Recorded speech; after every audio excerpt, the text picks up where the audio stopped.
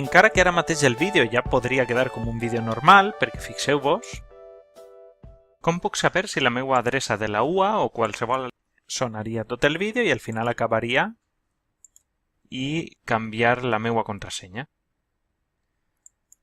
Això seria un vídeo estàndard, però el volem deixar un poquet més afinat. Per afinar el vídeo hi ha diverses coses que podem fer. Una de les coses que se solen fer són les transicions. Igual que si heu utilitzat PowerPoint passa el mateix, d'una diapositiva a una altra, doncs així, d'un tall a un altre tall, fem una transició. Com es fan les transicions en Shotcut? Doncs venim al cantonet i apareix un cercle.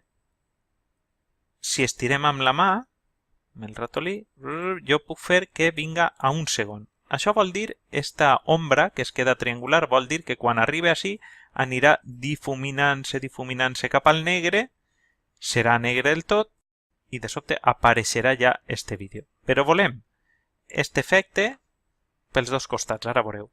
En principi hi ha una fosa en negre, una fosa en negre del primer element, de la portada, però després apareix abruptament el vídeo. Per tant, també volem una fosa en negre d'entrada per al vídeo. Fem el mateix procés, cantonet, boleta i estirem un segon. Veureu que ara l'efecte és diferent. Com puc saber si la meva adreça de la UA o qual... Ja ho tenim i ara venim a la part final i fem el mateix exactament. En este cas, la fosa d'eixida serà menor.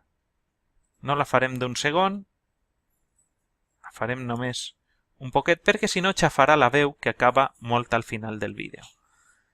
I el mateix fem amb la portada, estirem un segon. I ara tenim així com queda. I ara la meva contrasenya. I ja ho tenim. I per acabar també en l'última part fem novament un segon. Ja tenim este vídeo un poquet més afinat. Què quedaria? Doncs l'inici. I per tant, si venim a l'inici del tot, el vídeo quedaria així.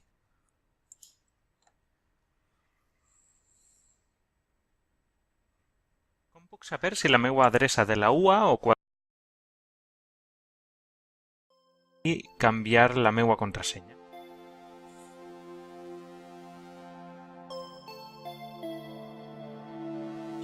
Aquesta és la visualització, la previsualització del vídeo complet.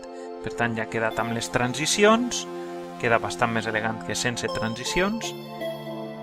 I ara li afegirem un element més en el vídeo següent.